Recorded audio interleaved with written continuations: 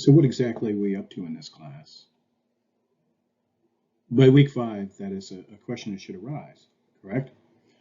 Are we learning lists of the elements and constituents of drama or narrative or fiction or the short story or the novel or the poem or some subset of a genre, or not a subset of a genre, the genre boldly at large? We're headed soon to find out something about poetry, of course. No. I mean, you can tell that I have not been distributing, I think you would have noticed, if I'd been distributing lists of generic criteria. We have been interested in generic criteria. We've been interested in specific generic criteria, the drama, the chorus, for example, of the tragedy, right?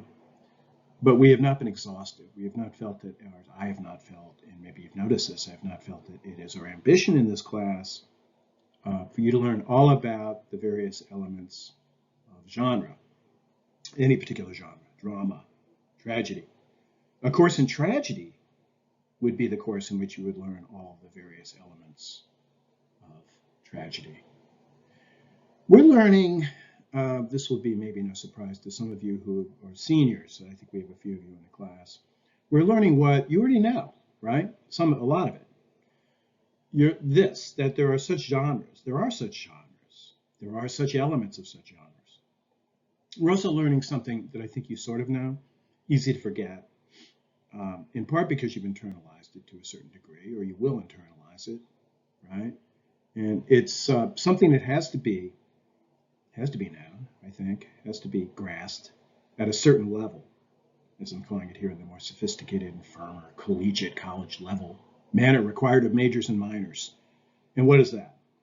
It's that it pays to know about these elements of genre, right? These characteristics of the various genres, these dynamics of the subgenres, these mechanics of the various literary forms.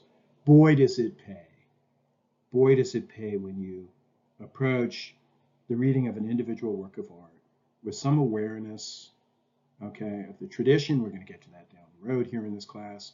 At this point, we're just looking at the genres themselves, not so much the tradition of what's been said, but the kinds of things that have been said, that have been written, right, and established. Boy, does it help to know a little bit about those dynamics, okay, those mechanics, the elements, of course, that in fact dynamically, okay, are present to us as we read a play like Trifles, right? I'm not going to go back to Trifles.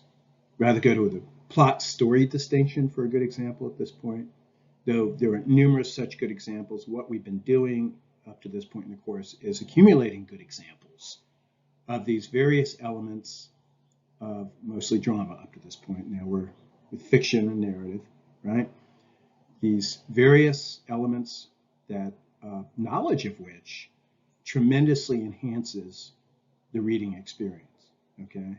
And the experience of understanding literature and the experience of appreciating literature at its, at a higher level, at a level that is to be expected of educated people who've been to college, okay?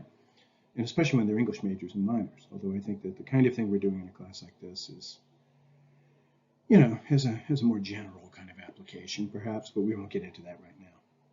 The plot-story distinction offers a good example. To be aware that such exists, simply that very sophisticated readers, okay, although the distinction doesn't depend upon your being sophisticated. I think even if you're not very sophisticated, at some level it's working on you, okay? You're just not aware enough of it for it to really be of much aid to you. This distinction, okay, that has been of such importance to, let's call them more experienced readers, okay, of narrative, to be mindful of it as we read is to put ourselves in a position to see certain things that we're otherwise not going to see, okay? And just, again, this is just one example. This is the plot-story opposition. When you're aware of it, are you not more aware than you otherwise would be of the question of causality? So the plot-story distinction really matters. Yes, it does. Mod3 Q3 asked you to define plot using the readings, write a plot summary. Don't write a story summary unless you want to write a story summary and label it as such. And do so with Chopin's A Story of an Hour in view. Consulting and combining descriptions available in the Norton and the glossary. We could quote and summarize as follows. The king died, then the queen died. That's a story. The king died, and then the queen died of grief. That's a plot. And you will recall that this is Forster's distinction, which is notable for its simplicity. And I discussed that a little bit down below. The latter, right, stirs speculation about why things happen. That's the plot. Why the queen dies. The plot, quote, goes deeper than the events of the story and dives into motivation and reasons for actions. It is not just a report on the actions themselves. The plot summary, accordingly, a summary of the plot, is going to pay attention to the why, right? And in fact, provide a comprehensive overview of it. A story summary, by contrast, would just tell you the events, being but a bare synopsis of the temporal order of what happens. Okay, well, Grace argued the plot, simply put, is the events that occur within a story. Grace, is that not the story, rather? The plot, quote, solely focuses on the events that happen and why they happen, while the story explains the characters, the themes, and overall the meaning of the events. I mean, I think you have the distinction down. Just reverse the terms, okay? Disentangle the phrase solely the events that happen from the question of why they happen, and attach the term story to the first phrase and the term plot to the second phrase, and I think you'll have it. That's the key. Sarli, again, plot and story are both elements in writing. However, story involves not just the entire plot, but as well all the other elements of the story. Plot is simply the sequence of events that make up the story. It's what drives the narrative forward. Once again, Sarli, you got it, but exchange the terms. Right? What you're calling story, most call plot. What you're calling plot, most call story. Right? Story is simply the sequence of events, not plot. Plot is that attention to why, and to a degree how as well. Building on Sarli is Demola. Plot and story are related, but the story involves everything. Everything that forms the narrative. Again, that's precisely backwards.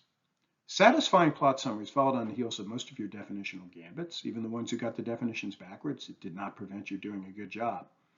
Reading through them, I note that most centered on the ending, which obviously poses that central plot question, why? Right? That's a plot question, not a story question. Why does Mrs. Mallard die? Kay mentions that early. Kay is a student in a different section. Kay mentions that early bit of foreshadowing, what is to come, by pointing out Mrs. Mallard's heart troubles. Of course, this isn't explanation enough, is it? Here we have the how. She dies of a heart attack. And you can see how that points us in the direction of why, perhaps. Without quite getting us there, it's really a good question whether the question of how would belong more to story than to plot, or more to plot than to story. But you can see how, as soon as you start wondering about how, you start wondering about why. The why she has a heart attack, remains an issue, though, in this case. Sarli, quote, the ending is a single sentence of when the doctors came, they said she died of heart disease, of the joy that kills. But Sarli wisely adds, quote, there's a bit of inner monologue that happens to add to the overall story. I would say add to the overall plot. Indeed, and it is important, what happens at the window is an inner monologue prompted by what she sees in the prospect spread before her, which is at once both the scene outside her window and the new life she imagines awaiting her, right? The prospect of her life going forward now that she is free. As Kay puts it, Mrs. Mallard dies from heartbreak when she realizes that her brief taste of freedom is over. She dies due to the shock at finding that her husband has not died after all. What an irony, right? He walks in on her at the end. Kay adroitly bases this judgment on Mrs. M's earlier and surprising reaction to the news. Meditating the news of her husband's death. Turns out he's not dead. We know what we know at the end. Meditating while looking out the window, she experiences a sensation of liberation.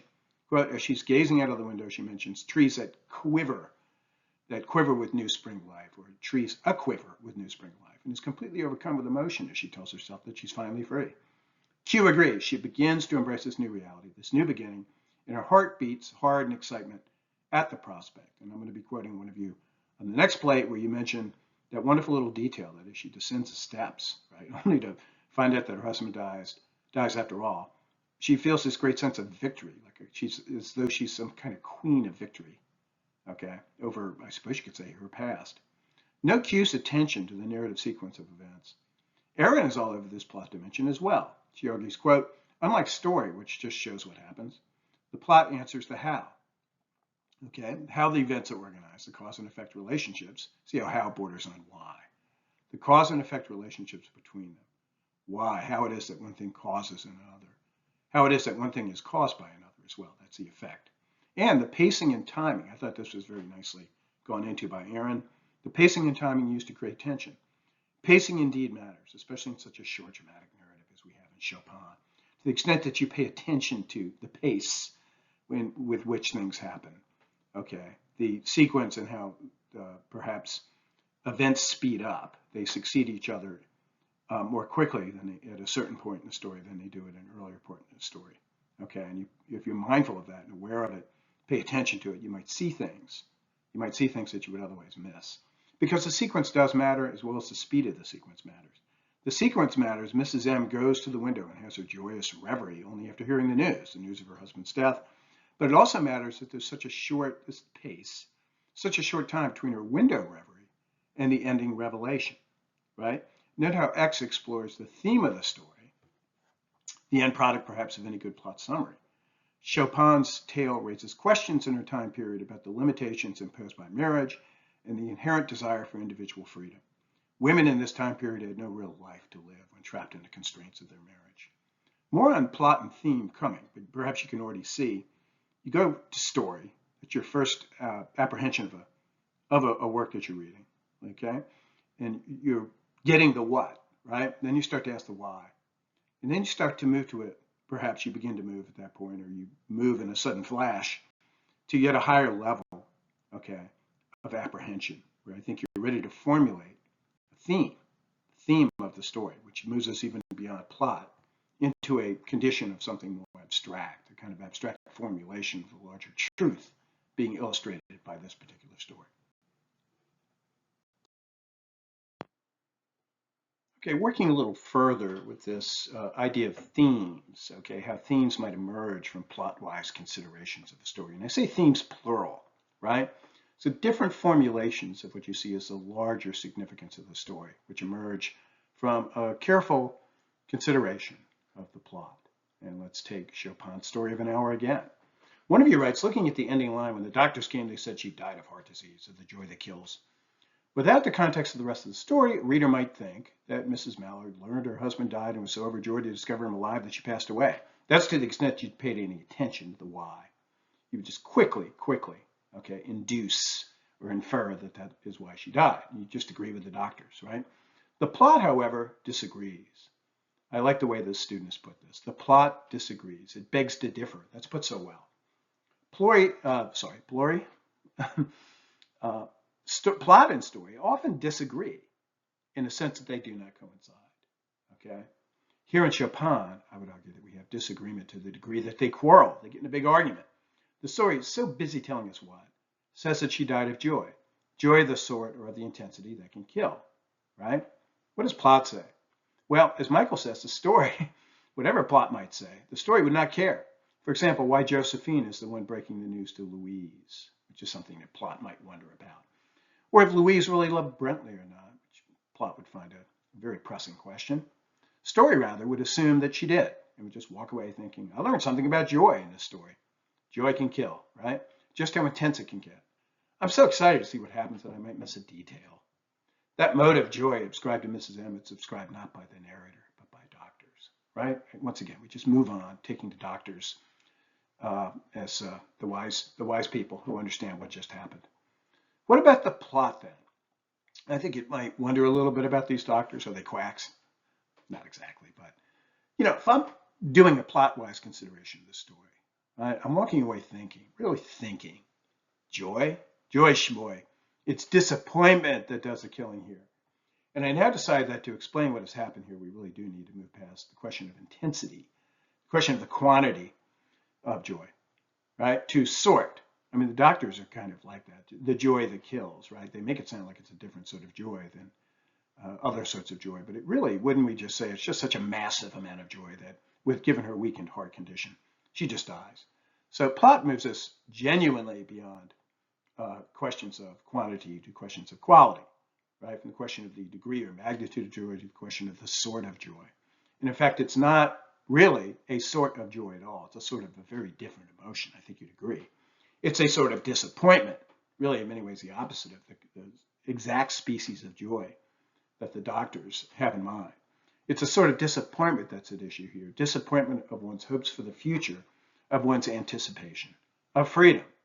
Reconfinement, okay? The prospect of reconfinement, subsequent to a taste of freedom, okay? And a savoring of the prospect, the immediate prospect of living a freer life, okay? That's what can kill. And there's a suggestion here that necessary to human existence is at least some element of freedom. So you see how we're moving towards a theme that's a little bit different from what we were talking about on the previous, and certainly different from the doctors, what the doctors would take away from this story, from this plot. What story told us was the short fiction about the power of human joy. The plot now tells us it's truly a short fiction about the need to be free. Can you see that? That's a very, very different sense of what the story is all about that we take away from the story/plot. When we read plot-wise, pay very careful attention to the why, and don't just sort of rush by questions of why as we as we just sort of log and kind of write down and record what happened next, what happened next, what happened next. Note how Joseph identifies a slightly different and not discordant theme by noting what the supposedly grieving Mrs. Mallard sees as she looks out of the window. As John A. notes, such details are crucial, clues and hints. She could see in the open square before her house the tops of trees that were all a quiver with a new spring life. Quoted by one of you on the previous plate, right? There is more written and described, well, that other line, the delicious breath of rain was in the air. There's more written and described about the springtime, a time when a sense of freshness and beginnings are usually viewed, this student writes. This relates to the plot because it is the undertones of what is really being mentioned. Mrs. Mallard feels free for the first time, and she's seeming to enjoy it. As Nanette notes, Mrs. Mallard, still imagining the freedom she now has, exits the room like a goddess of victory. I would add only, and I'm really not adding anything new here, but just emphasizing something that is implicit in both what Nanette is saying, and what John is saying, right? Which is that Mrs. M is coming to self-knowledge in this scene, and she's doing so by observing her own authentic, unmediated vision of the world. In a sense, she's watching herself as she watches what happens outside of the window. And she's seeing how she now sees, and she's seeing that she has escaped the conventional expectations of how she's supposed to see, according to those around her, right? And I would argue that it matters a lot that she's alone at this point. There's nobody around feeling sorry for her because her husband has just died. She's left alone. She's happy to be alone. And she's able to, in a sense, escape all those social expectations that crowd upon one, okay, upon the death of a loved one, right? And so I would argue that, and once again, I'm getting this from you guys. I think you're arguing implicitly at some level that this is a story about the virtue of solitude, the nature of solitude, the power of solitude. It's when she's alone that this good stuff happens, right? The virtue of solitude emerges as a theme, as does the falsifying pressures of social expectation and convention, right? Another such different, if not discordant theme, right? Once again, I don't think these themes bang up against each other and negate each other. I think they all sort of fold one within the other. And all of them can be more or less true at the same time. Here's another such different, if not discordant theme. Men and women oppress each other even if it's out of love or kindness, right? This is, the quiz item some of you are going to see, some of you have seen. By the time you read this, by the time you see this, you probably are taking the quiz, right? And one of the items is directed towards this moment, this issue, right? The question of the love or want thereof of Brentley for his wife. I would argue that he does love her. And I would argue that she's presenting us with a view of love that is maybe a little bit unconventional, right? Love and freedom can be at odds. Not always do we, when loving a thing, set it free. So there's a rather, I hate to call it a cynical view of love being offered by the story, but I think it's a complex view of love and one that is distinctly unconventional. It does not see love as simply, and we are talking about an emotion that deserves that name. It does not see love as this simply, an experience or an emotion that is just simply virtuous and that is simply healthy and constructive for everyone who is its, I almost said victim, for everyone who is its object, right? So Chopin's story then, just to sum up a little bit what we've just been saying on this plate, Chopin's story then is a story about love as well as freedom, and about individuality as well as love, right? Not a mention of joy in that formulation, you will notice. Well, virtuous Poe, this question arises, right? mod3 Q2. Mullen writes, subtlety of motivation is presumed to be a virtue of fiction. The more subtle the motive, the more virtuous the fiction, the worthier. Just how virtuous is Poe's story, according to this definition of virtuous fiction, is provided by Mullen? Does it imbue its protagonist, Montresor, with a complex motive? That's what Mullen argues virtuous, worthy fictions do. Whereas Poe's killer, not really that different from Sparks' Lord Lucan, who's notable for his superficiality. His sociopathic lack of complex motivation, his merely textbook aspirations, in the words of a former student, or his lack of aspirations of any kind whatsoever, what a Shakespeare critic calls motiveless malignancy. He's just evil. He doesn't really have any kind of good reason to be that way. Well, nice job on a tricky issue. The question of the virtuous story, as Mullen might define it, is best approached by distinguishing between subtlety or complexity of motivation and subtlety in its presentation or narration, what Mullen calls subtlety of analysis. That is, one may have, with respect to a character's motives in any story, analyze complexity, Henry James's work, that's Mullen's example, unanalyzed complexity, depth of motive merely hinted at, clearly indicated, but left mysterious, analyze simplicity, unusual. The narrator keeps saying there's nothing deeper going on in this person's mind or heart. And Sparks' novel, perhaps, does provide an example with Lord Lucan. And unanalyzed simplicity, as in a fable, folktale, or a joke, perhaps. Number one would be the most virtuous, number four the least. Well, what did you have to say on this question, without getting into all this business about analyzed or unanalyzed simplicity or complexity? Maya wrote, the motivations of the main character of the cask are both very obvious and satisfyingly vague. I thought that was a nice phrasing. Montresor only tells us when he ventured upon insult, that is, Fortunato, I vowed revenge. This seems to liken Montresor to Lord Lucan, in the sense that his motivation is spelled out in black and white. There is no mystery. Fortunato deserved to die, according to Montresor, due to the slights made against his, Montresor's, pride. However, Montresor, Maya argues, is an unreliable narrator. All this effort to carry out this murder over an insult, even a long history of insult, seems unlikely and unreasonable. As B agrees, murdering someone for the sake of an insult may seem extreme. B at least agrees that this is one response that one might have to the story. We are thus led to assume that there's more to the story. KCB agrees. Other more specific reasons are left to be interpreted beyond the simple one of insult and revenge. B does wonder, quote, in many situations an insult could be considered complex. Insults, by their very nature, can also be extreme to a point that forgiveness is completely out of the question. Or else we wouldn't call them insults, we'd call them something else, slights. Such as calling a person a slur, degrading every single one of that person's achievements, simply for the pleasure of seeing them upset, trying to destroy them as a personality entirely thereby.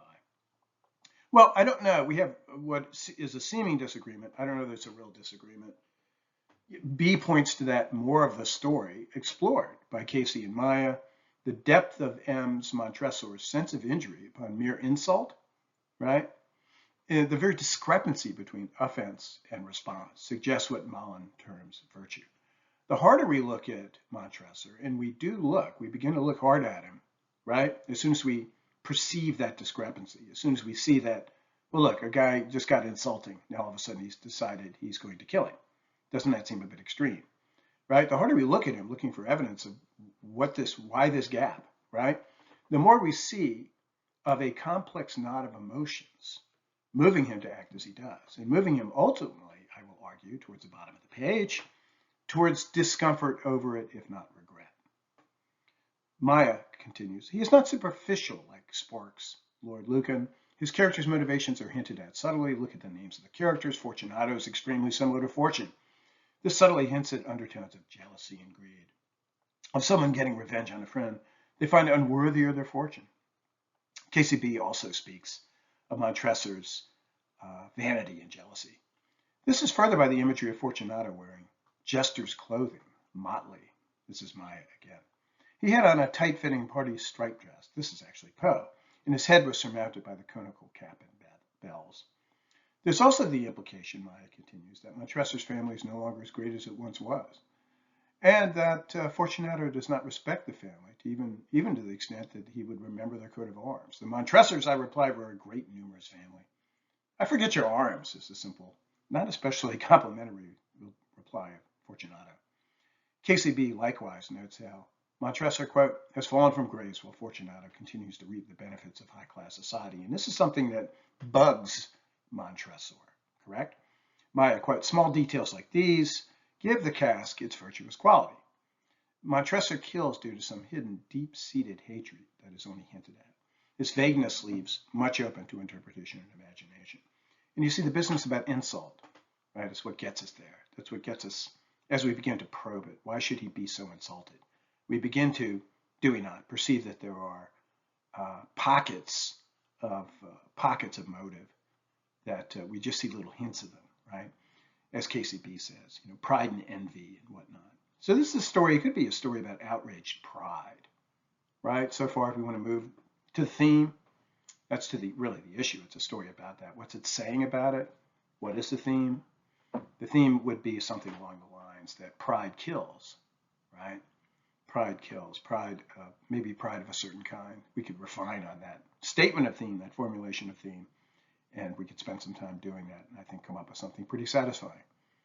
B, to a degree, we should note, and Mark notably objected Mullen's terminology. I think a lot of you felt that way about this entire question, so many avoided it.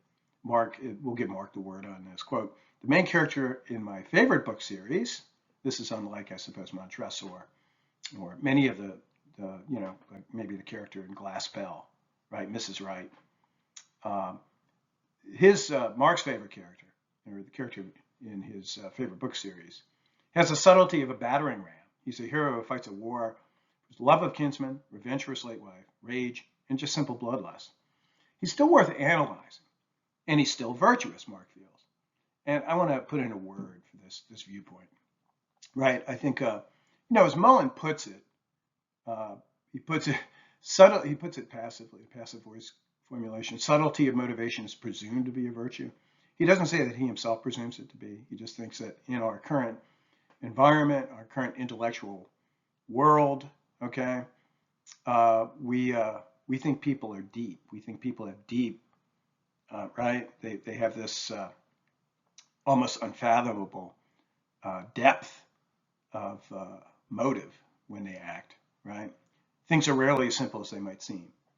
And Mark is objecting to this, or associating all virtue in fiction with obedience to that premise about human action, that human action is almost always motivated by something very complex and kind of hard to fathom. And, just by the very notion that it is virtue in fiction to endow our protagonists with complex, subtle, deep, hard to fathom interior lives, you want to ask yourselves, what would Homer say about that, right? And I'm thinking of Homer, the guy who wrote the Iliad and the Odyssey. Does the epic genre, for example, as opposed to the modern short story, favor such a sense of virtue? And I think that's a really good question. Well, just a final note, and again, this gets us moves us in the direction of theme.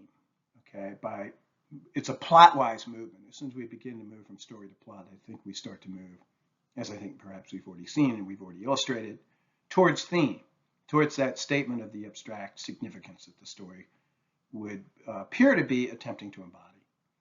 I want to begin this little final move here, which won't take too long, noting how easy it is to overlook, okay, something very easy to overlook, that Montresor's story is something that's told, okay? It's a story of a plot against Fortunato, but also a story, I would argue, with a plot, right? And Montresor is a plotter. Montresor is the plotter. Montresor is the plot against Fortunato. I wonder if he's not sort of plotting in a more subtle way against the reader. Although perhaps we want to give Poe the credit for that plot. Okay, Montresor is a plotter, so is Poe. Poe's Poe's plot is not equal to Montresor's plot. Montresor plots against Fortunato. Poe plots against Montresor. Montresor is a real character, you may feel. He's a cool cat. He has style, that business with the trowel, for example. But stylistic chill does not indicate emotional or psychological depth alone. One can see why one might see little of such psychological depth. And I'm going back to some of the stuff we said before. Montresor is quite static. If he had truly felt insulted, wouldn't one feel some sort of emotion when he finally gets his revenge? Wouldn't he display some sort of emotion at the very end, right? Happy, sad, something, regretful, which just makes it feel, he doesn't though, I say, which just makes it feel that he killed just to kill with no motive at all, right? We get almost nothing at the end. He just puts the final brick in place and then moves on. But reading plot-wise, do we not stop and ask, doesn't he indeed feel some sort of emotion there at the end? Back up a bit. Why is he telling this story to begin with? Wait, who is he telling this? Remember, we get that direct address early on in the story. You who so well know the nature of my soul. Who is that? Who is that listener? Who is that interlocutor? Who is the audience? Why include certain details that are easily missed when we read for story as opposed to plot? Hal, for example, he answers, for the love of God, right? Remember that is a very significant little moment. For the love of God, Montresor. Yes, for the love of God. And then waits impatiently for a reply, right? That's a very mysterious little moment that I think plot-wise reading points us at that moment, right? Whereas the story just moves us on to the next event. I think depth of motivation emerges as we read plot-wise, as we pay attention, as we pay close attention to such moments, right? And we begin to see the multiple plots, multiple interacting plots going on in this story, some of which, or at least one of which involves Poe, plotting against Montresor, so to speak. Character emerges, depth of character, virtue according to Mullen, right? Montresor recalls feeling sick at heart as he finishes the job. Do you remember that? But quickly adds, see, here's that emotion at the very end that I promised you we could find if we looked. He quickly adds as if feeling the need to control his interlocutors, his listeners' understanding. It was due, he says, quote, to the dampness of the catacombs. I'm very distrustful of his assessment of why it is that he feels sick at heart. I think he feels sick at heart because he regrets at some level what he has done, right? What's his motive? What's his ultimate motive? Perhaps this is a good way to approach that motive. What has he done, essentially? He has killed Fortunato, right? I think he's done something more than that. I think he struck at Fortunato, but he struck at someone else a little bit as well, okay? And I want to call your attention to, of all fictions of the 19th century, Moby Dick.